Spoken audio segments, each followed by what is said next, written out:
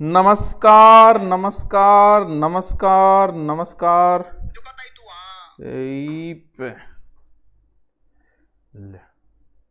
नमस्कारम वडक्कम सत श्री अकाल। सर बीकानेर से दूरी ना केरो केक के बेटी का बाप बेरो को नहीं बीकानेर में दूरी ना क्यों हो। हाँ सर आओ मैं जावांगे जाओ गठे जिया तू। अरे तुझे जाओ गठा तो बता घर ही बैठे जल्दी करो सभी आ जाने चाहिए 1 मिनट के अंदर अंदर। जिसको बताना है बता दो जिसको भी जल्दी करो फिर मैं सुसाइड करूं तो भैया मैं क्या कर सकूं तो तू बता। हाँ हाँ जी गुड इवनिंग जय माँ करणी वफा क्या वफा जल्दी करो जय भीम। ना वफा होगी ना वफा की बात होगी जिससे भी मोहब्बत होगी एग्जाम के बाद होगी। वाह वाह वाह वाह जल्दी करो अरे जल्दी करो। हाँ जी राम राम गुड इवनिंग जल्दी करो आ जाओ आ जाओ आ जाओ। अभी आए ही को नहीं है रोकी को नहीं है किन्ने रे 2 दिन थाने संभालिया को नहीं तितर बितर हो गया इन्हें भी न बाज गया। हाँ बांसवाड़ा नरेश से प्रणाम ठीक है बांसवाड़ा जल्दी कर तुम। हाँ जल्दी करो सत श्री अकाल ठीक है जी आ जाओ आ जाओ आ जाओ आ जाओ। हाँ जी जल्दी करो जल्दी करो जल्दी करो। चलो जोर मारियो 5000 तो कर दियो फिर पढ़ाना चालू करूं। हाँ तो टाबरो थाने अब काम की बात बताऊं। आज जो टॉपिक है उससे कन्फर्म क्वेश्चन आएगा। ओ तुम बड़ो ज्ञानी है तन बेरो है क्या? अरे ज्ञानी हूं मन बेरो है क्योंकि ये पहला पेज है। राजस्थान एक परिचय बहुत सारे बच्चों का फ्री पढ़ा हुआ है मैंने पढ़ाया था लेकिन कुछ बच्चों को नहीं पढ़ा पाया था तो आज मैं सिर्फ इस टॉपिक को रिपीट मारूंगा। ऑलरेडी मुझे पता है जब राजस्थान की एग्जाम आपके सिर के ऊपर आ गई है एकदम ही ऊपर ही बैठी है तो यह भी मुझे कन्फर्म है कि आपको आपका पढ़ा हुआ है। तो मैं आज इस तरीके से रिपीट मारूंगा कि आपको 2 ही मिनट में सारा याद हो जाएगा। ना लिखाऊंगा आज राजस्थान एक परिचय रिपीट मारूंगा फिर मैं आपको आगे भौतिक प्रदेश भी याद करवा दूंगा। यानी एग्जाम से पहले यहां से कम मैं मान के चलता हूं 3 से 4 क्वेश्चन किसी के बाप के लिए। ये मत सोचना कि मैं खड़े होकर गप मारने लग रही हूं कन्फर्म ही आएंगे क्योंकि इन 2 टॉपिकों से हर बार आते तो अब की बार भी आएंगे। तो आज इस टॉपिक से मैं बता रहा हूं उस टॉपिक से पर्सन कन्फर्म आएगा। क्यों आएगा? क्योंकि जिसकी आप तैयारी कर रहे हो राजस्थान की आगे राजस्थान जीके जब वो उठाएगा पेपर बनाने वाला जब पहला पेज खोलेगा तो प्रश्न तो डालेगा यहां से क्योंकि जब आपको राजस्थान के बारे में नहीं पता कहां है किस दिशा में है क्या अक्षांश है क्या देशांतर है मुझे पता है सबको आता है लेकिन फिर भी मैं रिपीट मार देता हूं ताकि अच्छा लगेगा मुझे भी और आपको भी सिर्फ रिपीट ही समझना है ज्यादा माथापच्ची नहीं करनी है। अब देखिए आज जो हमारा टॉपिक है आज हमारे टॉपिक का नाम है राजस्थान एक परिचय। यानी परिचय का नाम राजस्थान नाम का कोई भी है उसका परिचय देना है कि वो कहां रहता है क्या करता है कैसे इसका नाम राजस्थान पड़ा कितनी लंबाई है कितनी चौड़ाई है। जैसे आप अपना परिचय देते हो मेरे 6 फुट हाइट है 5 फुट सीनो है 5 फुट सीनो तो ज्यादा हो गया जो भी है 6 बाई 4 गो हूं मैं तो भाई बात है। तो आपा भी तो बताओ अपने राजस्थान की लंबाई की है चौड़ाई की है गड्ढे है की है परिचय। अब थे मान लियो गठी गया तो परिचय तो कोई सी चीज का होता होगा। सबसे पहले तो हम बैक प्लेस में चलते हैं। बैक प्लेस को मतलब पीछे चला। राजस्थान नाम कोई पहले राजस्थान थोड़ी था पहले तो कुछ और नाम हुआ करता था। सबसे पुराना वेद सर पुरानो वेद तो ऋग्वेद है बिल्कुल टाबरो ऋग्वेद है।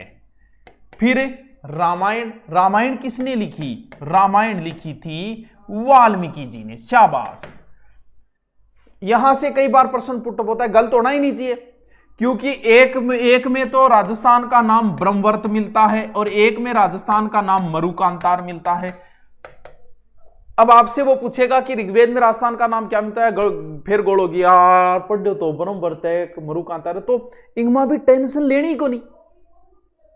क्यों नहीं लेनी है? यहां देखो री आ रहा है यहां देखो री ये लो बात खत्म।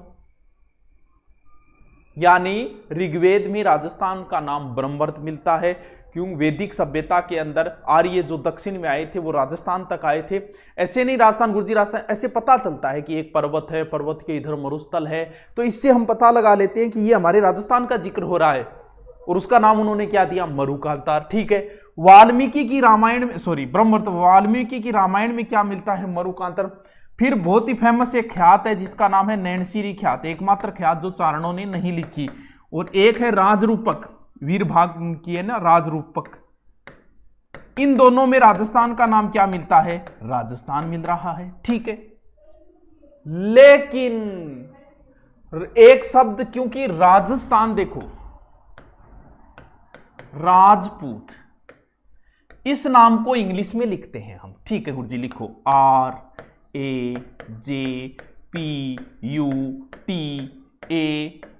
RAJPUTAN और लाग गयो, अंग्रेज एंड लिखने लग गया मान लो। तो ये राजपूतों का देश था, तो अंग्रेजों ने ऐसे करके इसको क्या बना दिया? राजपूताना बना दिया।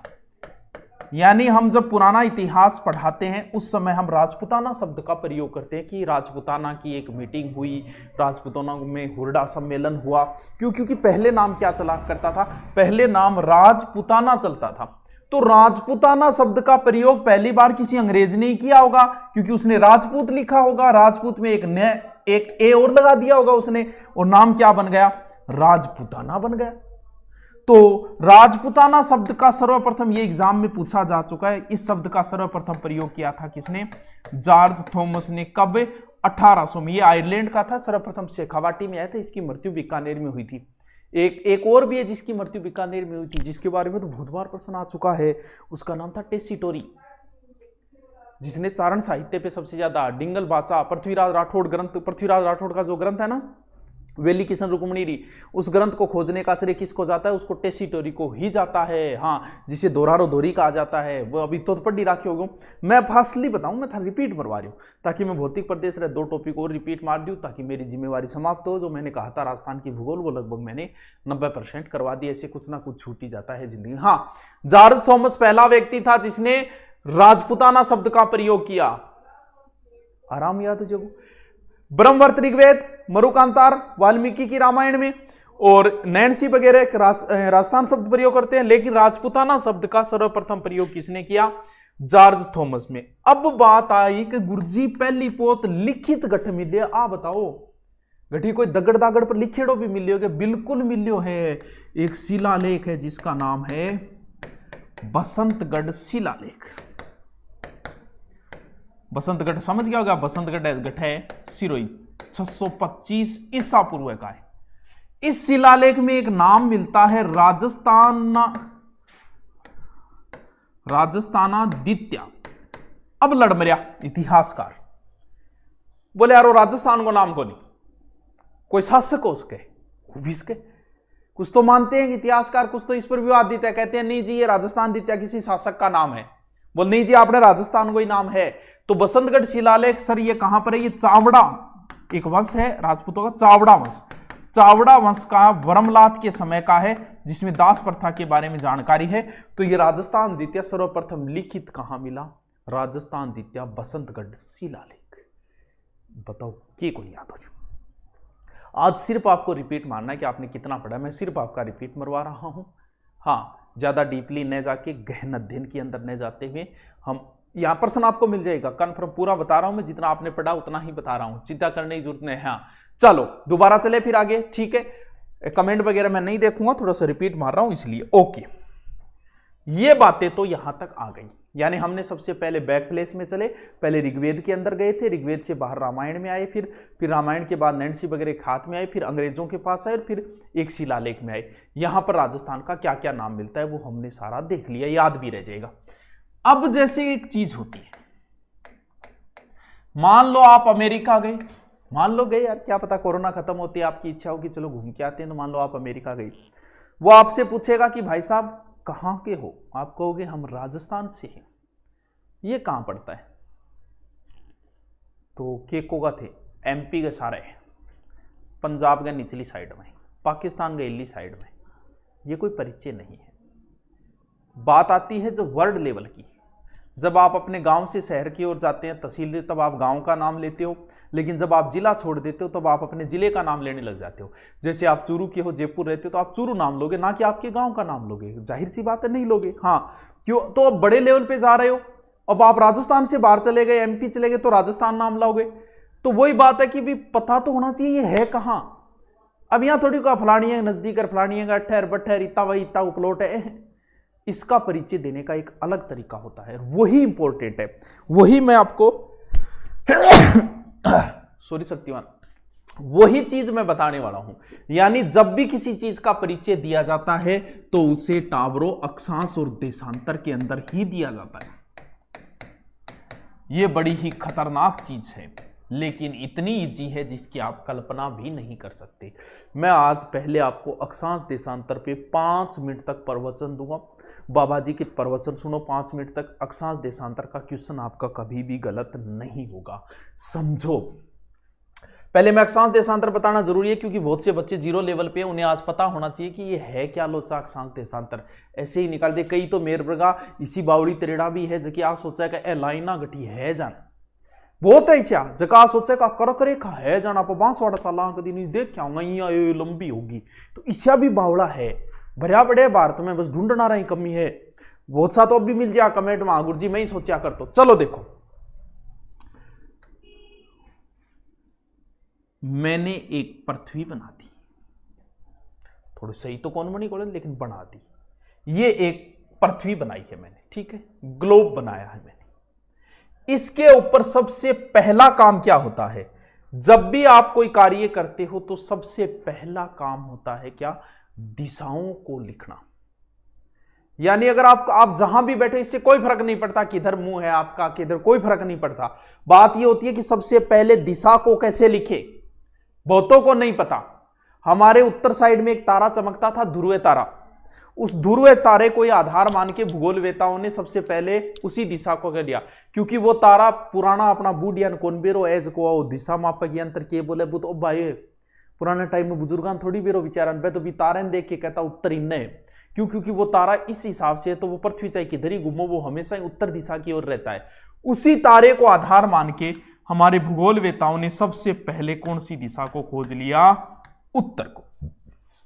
यानी आपका मुंह किधर है कोई मतलब नहीं, थोड़ो चारी कि नहीं वो थारो, लेकिन बस थे जट बैठे हो बट ऊपरली साइड उत्तरी लिख दो, उत्तरी वेगो हमेशा, और उत्तर का जस्ट विलोम में ही हमेशा टावरो दक्षिण ही वेगो, कोई रोकने की जरूरत को नहीं, कोई टेंशन लेने की जरूरत नहीं। गड़बड़ वे पूर्व और पश्चिम में 8 मार खा जाए।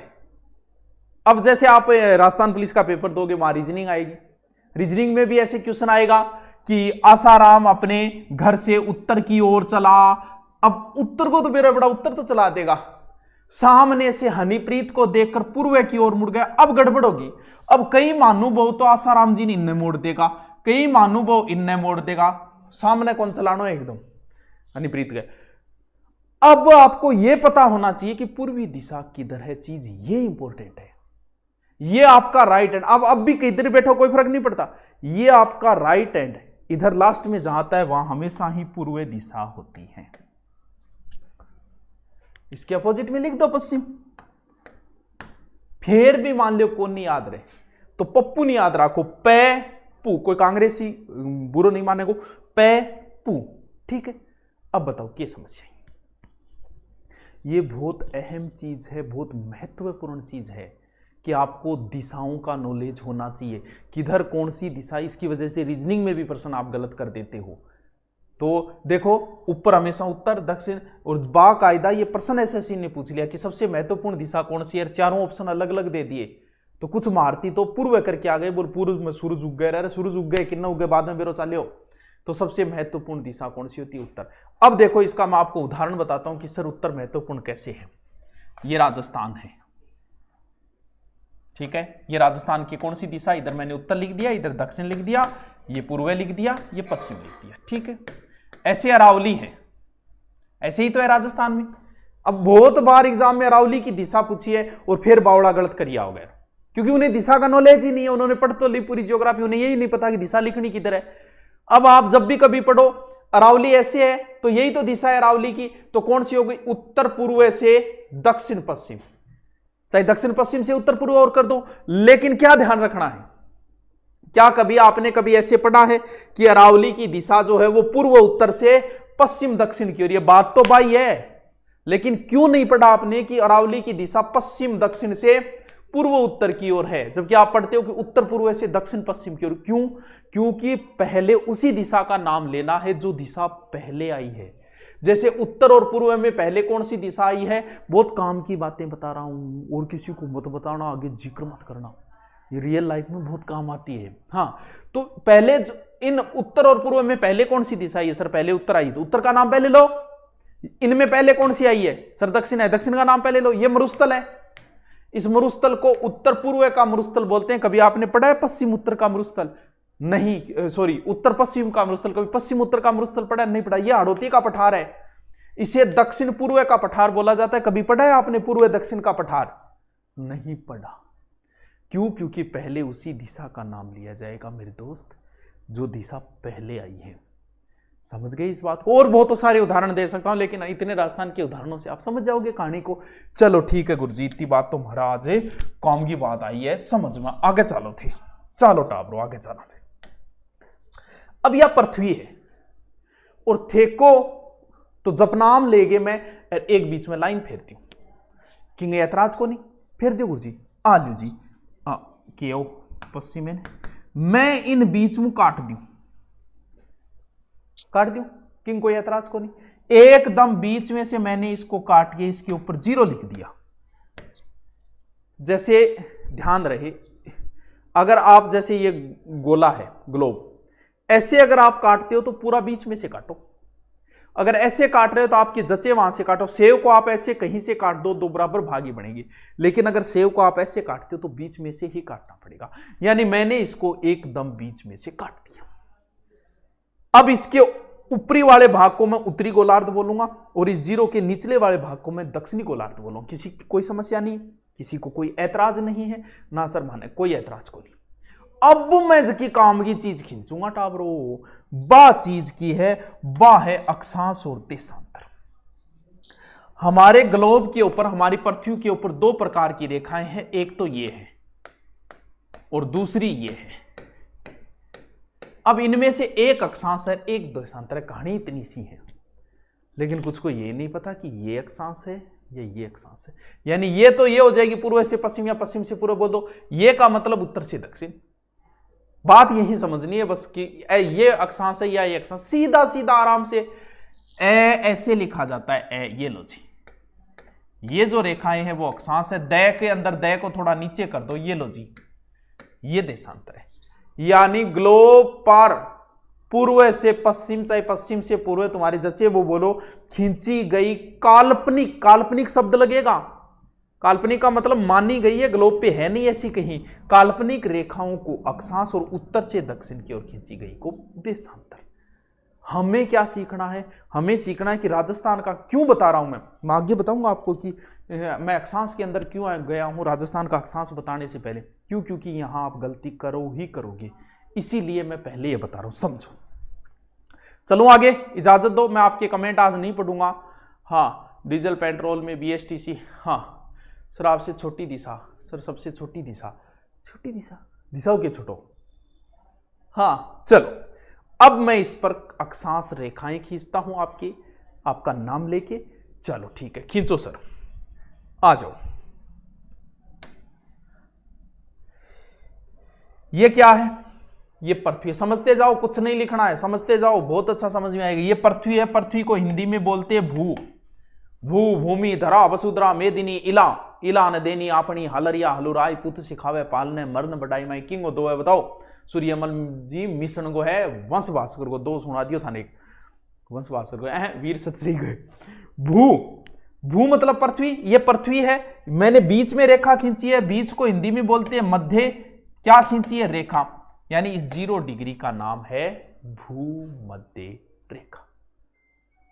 विषुव का अर्थ होता है बराबर। ये रेखा पृथ्वी को बराबर भागों में बांटती है, इसलिए इसका दूसरा नाम क्या है? विषुवत रेखा। वाह क्या बात है, एक नाम तो निकल के आ ही गया। अब इस पर अक्षांश रेखाएं खींचेंगे भाई साहब। कैसे खींचेंगे? बचपन में याद है क्या? चांदो, चांद, वो चांद नहीं, चांद कौन सो? DRO चांद, यो चांद है, यो चांद ठाकुर, यो चांद। बहुत काम की बात बता रही हूं। किसी ने बताई या नहीं बताई मुझे नहीं पता। ये चांद है जिस पर डी आपने बहुत से बचपन में काम में लिया होगा, बाद में जवानी माए बाद कौन चांदा गप टक्कर लियो। इसके ऊपर ऐसे 0 लिखा होता है, फिर इधर से 1 2 3 4 5 लास्ट में यहां 90 लिखा होता है। सबने देखा है। इधर से भी 1 2 3 4 5 लास्ट 90 लिखा होता है। सबने देखा है ये? हाँ सर देखा है।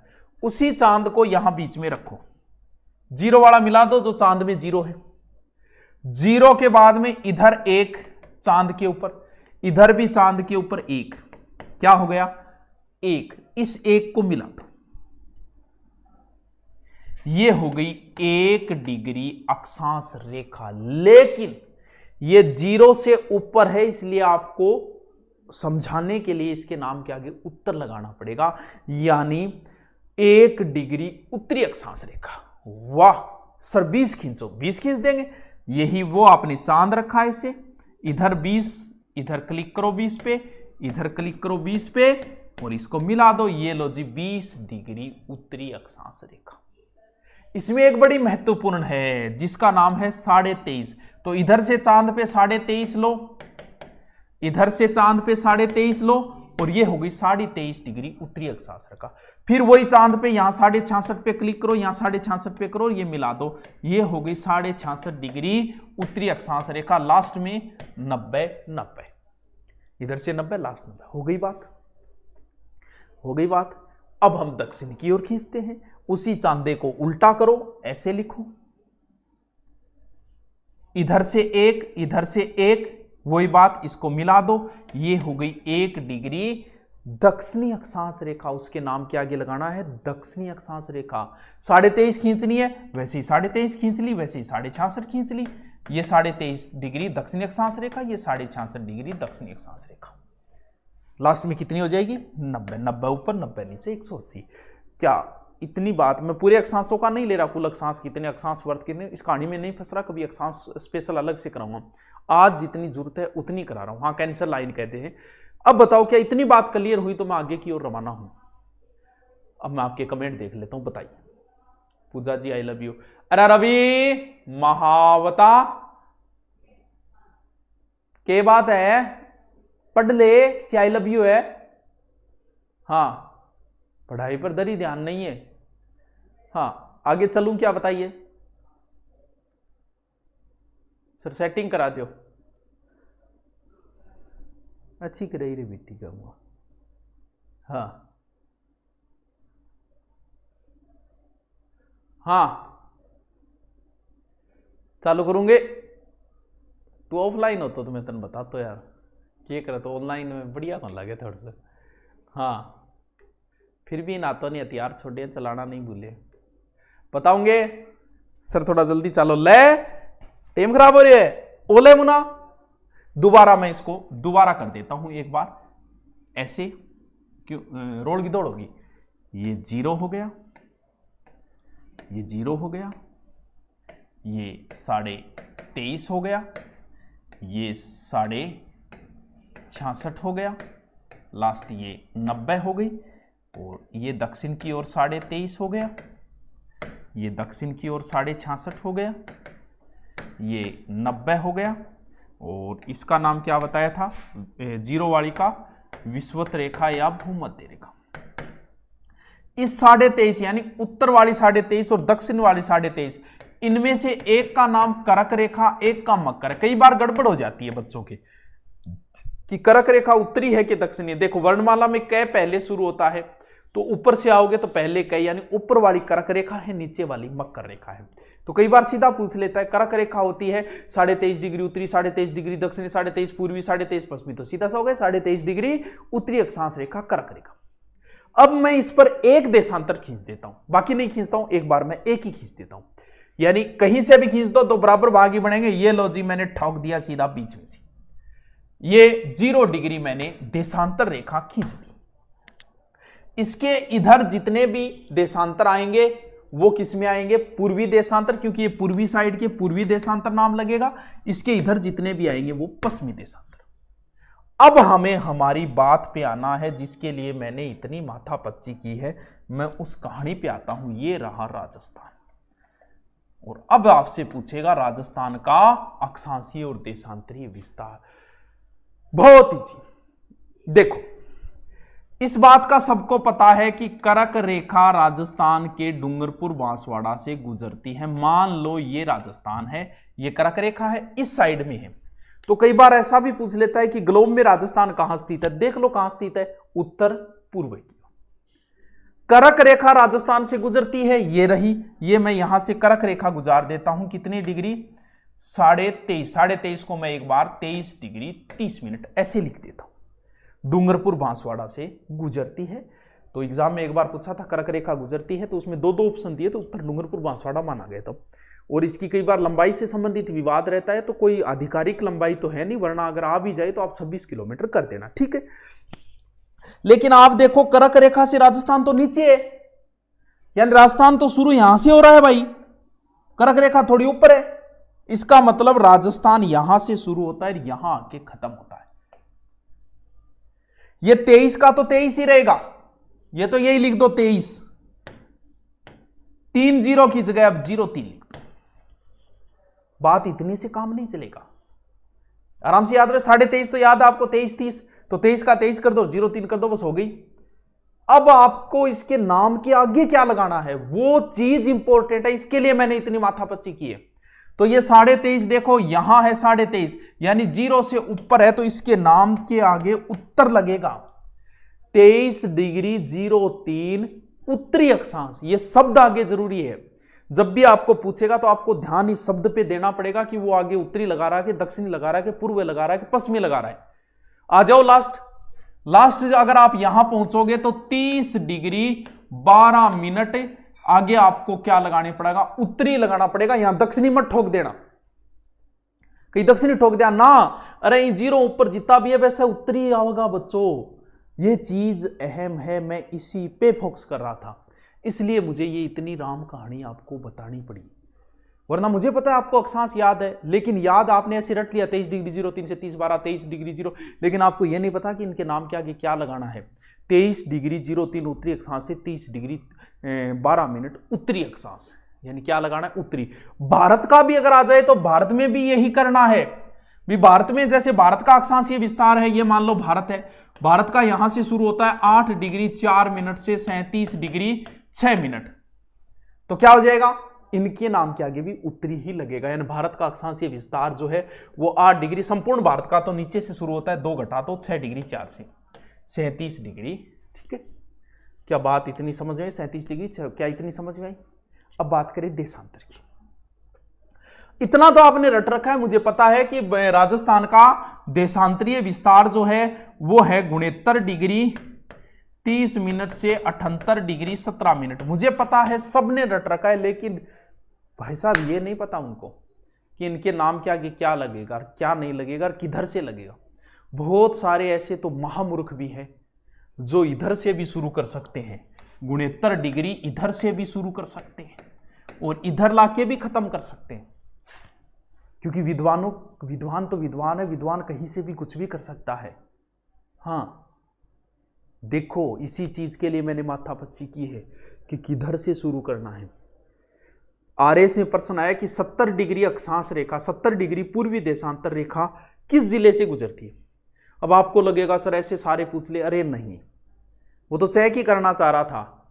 क्यों, क्योंकि सबको पता है 69 से राजस्थान का शुरू होता है, तो कई तो आप ही सोच ले धौलपुर, तो कई 70 और धौलपुर उत्तर ठोक आया। बस यही चीज समझनी है। देखो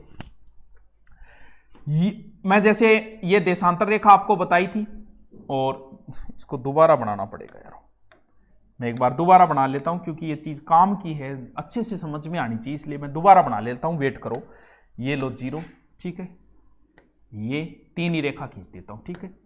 ये कर्क रेखा है, कर्क रेखा में हमारा ये रहा हमारा राजस्थान, ठीक है। ये मैंने खींची 0 डिग्री देशांतर रेखा, ठीक है। अब ये हिस्सा पूर्वी है, तो राजस्थान का ये हिस्सा भी पूर्वी है, राजस्थान का ये हिस्सा पश्चिमी है। अब आप देशांतर खींचोगे तो यहां से शुरू होगा 0 को 1 2 3 4, तो अब आप बताओ 5 6 78 69 68 69, तो मुझे ये बताओ मेरे दोस्त कि पहले राजस्थान का कौन सा हिस्सा आएगा। आप इधर से चल रहे हो तो राजस्थान का पश्चिमी हिस्सा आएगा, तो यहां ये आएगा, ये यानी राजस्थान का अक्षांशीय विस्तार 69 डिग्री 30 मिनट। इसके नाम के आगे ये पश्चिमी दिशा है तो पश्चिमी मत ठोक देना, क्यों? क्योंकि इस जीरो के इधर जितने भी देशांतर है उनके नाम के आगे पूर्वी ही लगेगा। काम की चीज ये है। तो ये 69 डिग्री 30 मिनट पूर्वी देशांतर से यहां आके खत्म होगा। अब यहां पर 78 डिग्री 17 मिनट। अब फिर इनके आगे पश्चिमी मत ठोक देना, क्योंकि जीरो से इधर जो भी है उनके नाम के आगे पूर्व ही लगेगा। इनका घटाना बढ़ाना वो आ ही जाता है आपको कि इनका कई बार घटाना पूछ लेते तो अक्षांश में कितना घटाए गए देशांतर में से, तो 7, 9 और 8 47 बचते, वो आपका हो जाएगा। 23 डिग्री 30 12 में से 23 घटा लो और उधर वो घटा लो, हो जाएगा। ये तो वो तो अंतर अगर पूछ ले तो कौन समझ में आई बात? अब भी नहीं आई तो, क्योंकि ये चीज मुझे पता है, सबको पता है 23 डिग्री 03 से, क्योंकि अगर ये आपने अगर अक्षांश ही अभी तक नहीं याद कर रखी है ना, तो अब पुलिस में सिलेक्शन की आप उम्मीद मत करना। भी हकीकत बता रहा हूं, आप बुरा मानो तो मान जाओ, अगर आपकी अक्षांश ही नहीं याद है इसका मतलब आपको कुछ भी नहीं आता है, सिर्फ आप सपने देखते हो राजस्थान पुलिस के, आता कुछ नहीं। क्योंकि ये आपके जीके का पहला पेज है। कोई भी दुनिया की गाइड खोल लेना राजस्थान जीके की, उसमें पहला पेज यही है कि राजस्थान का अक्षांशीय विस्तार 23 डिग्री 03 से 30 12 और 69 डिग्री 17 कितना है 69 डिग्री 30 मिनट से 78 डिग्री 17 23 03 30 12 69 30 78 17 69 तो मतलब इसमें सूत्र नहीं बनाने हैं क्योंकि ये पहला पेज है। बताओ क्या इतनी बात समझ में आई? तो मैं आगे चलूं, इतनी बात समझ में आगे चलूं? चलो गुरुजी ठीक है, आगे चलते हैं, टाइम खराब न करते हैं। यानी आपने अक्षांश और देशांतर तो रट लिए, करक रेखा भी मैंने बता दी, आप सबके याद है। ये लो जी, अब हम इसकी और कार्रवाई करते हैं। ये लो जी, ठीक है। सबसे पहला काम क्या होगा? सबसे पहले हम राजस्थान के बाहरी ढांचे पर कार्रवाई करेंगे। यानी हमें बाहरी ढांचे का नॉलेज होना चाहिए। दिशा मैं आपको बता दी, ये नॉर्थ, ये साउथ, ये ईस्ट, ये वेस्ट। क्योंकि हम राजस्थान के अंदर बाद में प्रवेश करेंगे, सबसे पहले हम बाहरी कार्रवाई करेंगे, सीमाओं पे कार्रवाई करेंगे, और सीमा के बाद हम अंदर घुसेंगे। यहां से प्रश्न पुटअप होता है, समझो। सीमा जो होती है वो 2-3 प्रकार की होती है, एक स्थलीय सीमा होती है, एक जलीय सीमा होती है। राजस्थान की कोई जलीय सीमा नहीं लगता। एक बार एग्जाम में ऐसी जरूर आया था, राजस्थान के सबसे नजदीक स्थित बंदरगाह, उस समय कांडला नाम था और अब बीजेपी ने उसका नाम दीनदयाल कर दिया, क्योंकि बीजेपी जो नाम है वो दीनदयाल करती है, कांग्रेस नाम राजीव गांधी करती है, तो दीनदयाल कर दिया। ठीक है, अब देखो, अगर स्थलीय सीमा भी, पहले स्थलीय सीमा पे काम करें। स्थलीय सीमा का मतलब दिस इज स्थलीय सीमा, ये इट इज होगा, दिस इज होगा, जो भी है 5920 किलोमीटर। भारत की तो वैसे अगर बात करेंगे ना तो 15,200 और 6100 है, क्योंकि उसकी जलीय स्थलीय अलग अलग कर दिए। लेकिन राजस्थान की तो स्थलीय 5920 5920 हो जाएगा याद। लेकिन राजस्थान की स्थलीय सीमा के 2 पार्ट होते हैं मेरे दोस्त। एक पार्ट का नाम है अंतर्राष्ट्रीय और एक पार्ट का नाम है अंतर्राज्यीय।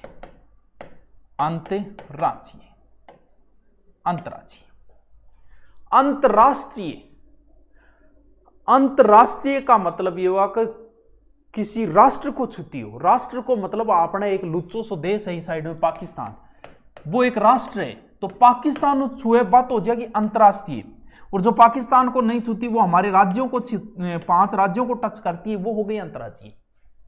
यानी हम टोटल देखें, अंतर्राष्ट्रीय सीमा भारत की 3310 किलोमीटर, जिसमें से 1070 किलोमीटर राजस्थान के अंतर्राष्ट्रीय सीमा है, पाकिस्तान से लगती है, जबकि बाकी बची 4850 ये हो गई अंतर्राज्यीय। अब आपके इतने से काम नहीं चलेगा। आप, मुझे पता है सबने रट रखी, कई बार वो आपकी हवा निकाल देता है, और इस पेज से तो सबसे ज्यादा निकालेगा। क्यों निकालेगा? सबने रट रखा है, मुझे पता है। राजस्थान की अंतर्राज्यीय सीमा 5920 है, जिसमें 1070 अंतर्राष्ट्रीय है, 4850 है अंतर्राज्यीय, रट्टा मार रखी है। लेकिन अब उसे पता है कि रट रखा है, मुझे यही पूछना है, तो वो कहेगा कि राजस्थान की कुल स्थलीय सीमा की अंतर्राष्ट्रीय सीमा कितना प्रतिशत है। अब कई भाईजान हवा निकल जाएगी, कई विद्वान आप ही 12 हो जाएगा, क्योंकि जिन्हें ये नहीं पता कि 5920 का 1070 कितने प्रतिशत होता है, तो आपको निकालना आना जरूरी है। राजस्थान का क्षेत्रफल 3,42,239 है। सबने रट रखा है, सबने रट रखा है कि सबसे बड़ा जिला जैसलमेर है, जिसका क्षेत्रफल 38,401 है। अब वो बार बार इसी प्रश्न को पूछना चाह रहा है, कैसे पूछे? तो अब वो आपसे क्या पूछने लग गया कि राजस्थान के कुल क्षेत्रफल का जैसलमेर कितना प्रतिशत है। सबने रट रखा था, पीछे अभी एग्जाम में आया था, सबने रट रखा है कि जैसलमेर का क्षेत्रफल 38,000 है और धौलपुर का 3,033 है। अब उसने क्या पूछा कि धौलपुर का जैसलमेर कितने गुणा है, अभी एग्जाम में आया था। तो आपको परसेंट निकालना आना चाहिए कि किसमें कितना भाग देंगे, कैसे होगा। अरे 869 826 में अभी मैंने प्रवेश नहीं किया, हम क्रम से चलेंगे। जीके तभी याद रहता है जब कोई चीज आप क्रम से लेते हो। सबसे पहले मैंने राजस्थान की प्राचीन बातें ली, फिर अक्षांश लिया। अब मैं कह रहा हूं कि राजस्थान की हम बॉर्डर की बात करेंगे ओनली, बॉर्डर के बाद में हम राजस्थान के अंदर घुसेंगे, तभी एक क्रम हो गया। वरना एक बात अंदर वाली पढ़ ली, एक बात बाहर वाली पढ़ ली, तो फिर आप कभी जीके तैयारी नहीं कर पाओगे। तो क्रम से चलेंगे हम। चलो चलता हूं आगे, चलूं। अब मैं थाने एक मोबाइल नंबर बताऊं, ठेका आने में सेटिंग कराओ सेटिंग कराओ। अब मैं थाने एक मोबाइल नंबर बता रही हूं, मैं जल्दी से रटो। 210 168 464 228। मुझे ये तो नंबर ज्यादा हो गया, आम मुना ज्यादा हो गया, किंग आया बाद में बताऊंगा, लेकिन यहां गई याद होना चाहिए। 210 168 464 228 मेरे तो याद है, जल्दी से थे याद करो। गर्लफ्रेंड का मोबाइल नंबर याद रहेगा नहीं, बिया याद रहना चाहिए। 210 168 464 228 210 168 464 228। अरे 210 168 464 228 जल्दी से याद करो, पूछूंगा एक एक ना खड़े होकर, जल्दी से याद करो, तब मैं थारा कमेंट पढ़ लूं। ठीक, क्या बोल रहे हो? जय गुरुदेव।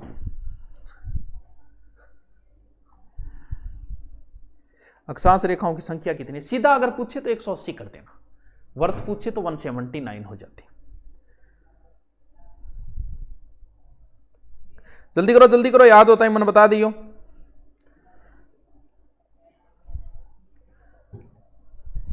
जल्दी करो। नारायण विष्णु एक कह दूं, जल्दी करो। और जल्दी करो बिट्टी का बप्पू, लोग आगे जान लाग रहे थारू। हो गए 210 168 464 228। अरे 210 168 464 228 कितना इजी है यार, कुछ नहीं है। आग लगा देंगे। देखिए सबसे ऊपर कौन सा जिला है, सबको पता है भी, ये कोई रटाने की जरूरत नहीं है, मैप आपके याद है, अगर यही नहीं याद है तो कुछ भी नहीं याद है। उसके बाद कौन सा जिला है? बीकानेर। उसके बाद कौन सा जिला है? जैसलमेर। उसके बाद कौन सा जिला है? बाड़मेर। बस कुछ नहीं करना, रखते जाओ। 210 168 464 228 ऊपर से क्रम से ही लिखना है। यहां से प्रश्न सबसे ज्यादा बार आता है, पिछली बार पुलिस में भी यहीं से आया था। यानी गंगानगर की सीमा 210 किलोमीटर लगती है, बीकानेर की 168, जैसलमेर 464, बाड़मेर के 228। लेकिन अगर वो आपको इस क्वेश्चन में अगर घुमाएगा तो कैसे घुमाएगा? वो आपको घुमाएगा, सबको पता है भी, या तो आपसे सीधा पूछेगा या फिर चारों जिला दे देगा, आगे सीमा दे देगा, मिलान करना दे देगा, तो भी आपकी कोई समस्या नहीं है। 210 168 464 228 याद है, मुझे पता है, ऊपर से सीधा रखते जाओ। लेकिन राजस्थान की अंतरराष्ट्रीय सीमा का जैसलमेर कितना प्रतिशत है मेरे दोस्त?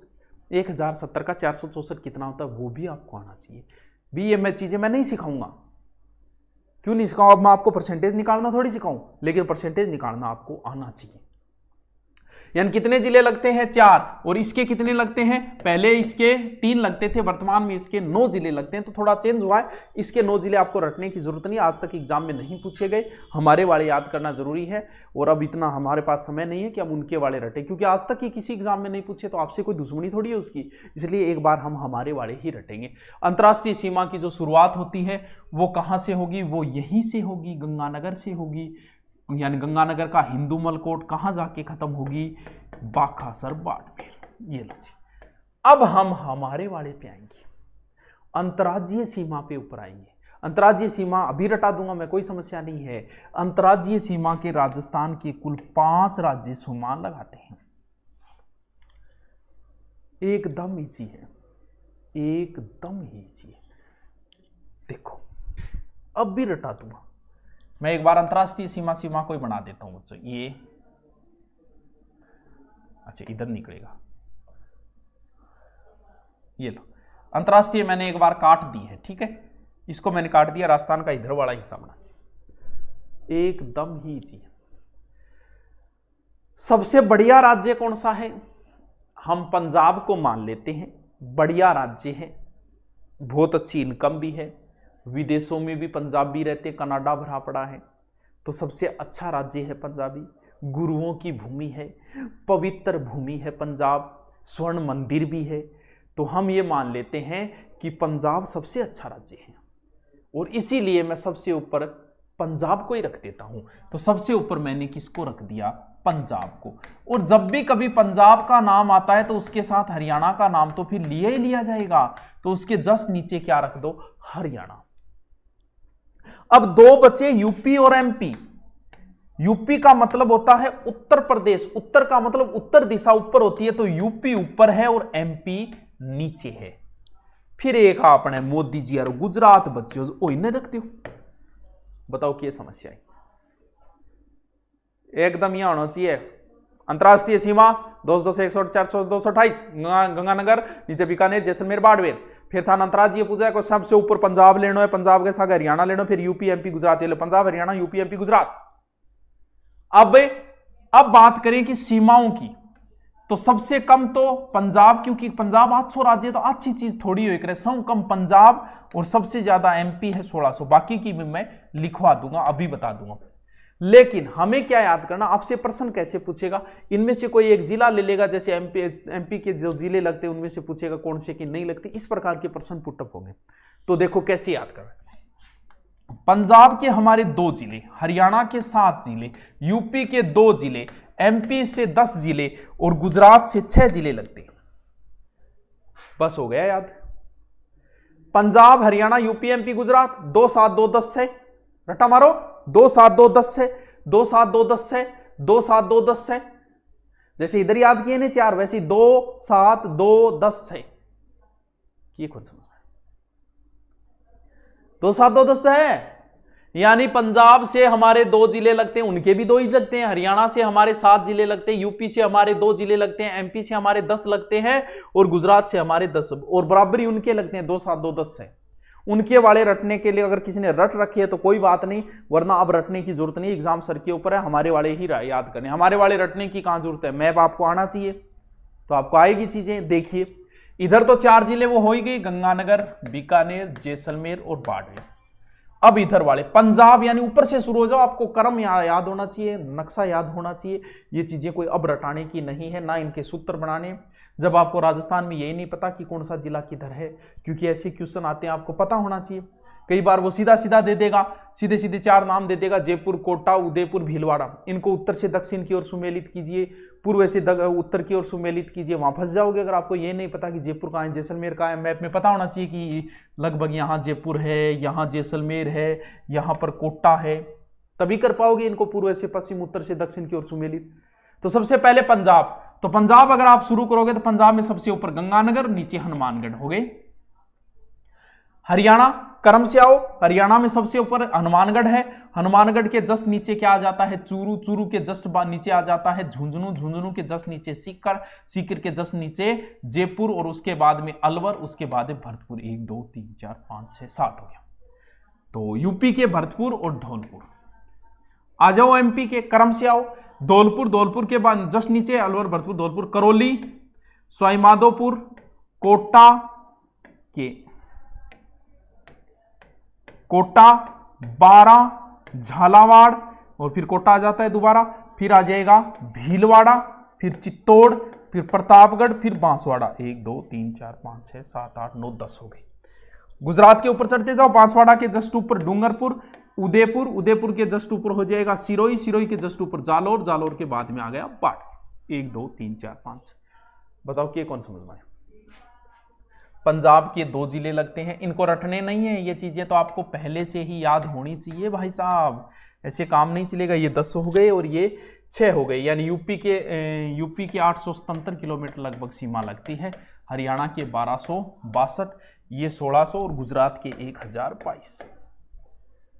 अब देखो किस प्रकार से यहां से प्रश्न पूछा गया। हाँ यहां से प्रश्न कैसे कैसे पुटअप हुए हैं।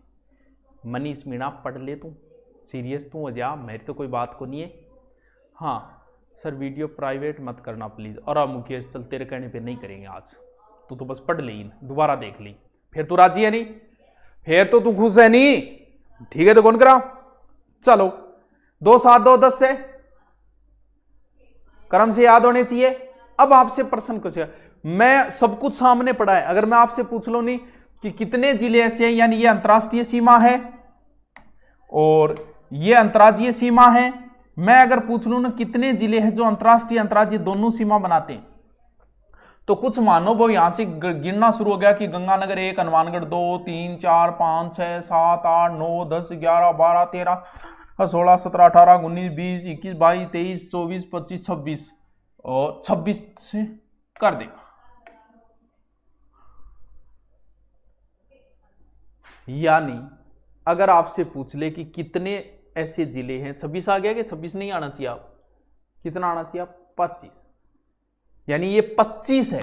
अब कईयान पूछ लेनी टोटल कितने जिले हैं जो अंतर्राज्यीय और अंतरराष्ट्रीय सीमा, कई भी आप रट ले बड़ा कि पंजाब का 2, हरियाणा का 7, 9 हो गया, यूपी का 2, 11 हो गया, 11 एमपी का 10, 11 और 10 से 21 और 6 27 और 4 अंतरराष्ट्रीय 27, 28, 29, 30, 31, कई मानो वो 31 चेप देगा, जबकि उन्हें नहीं पता कि हरियाणा हनुमानगढ़ 2 बार जुड़ गया, इधर पंजाब में जुड़ गया, इधर हरियाणा में जुड़ गया, धौलपुर इधर हरियाणा में जुड़ गया, इधर यूपी में जुड़ गया, नहीं सॉरी धौलपुर इधर यूपी में जुड़ गया, इधर एमपी, इस तरीके से कुछ जिले 2 बार जुड़ रहे हैं।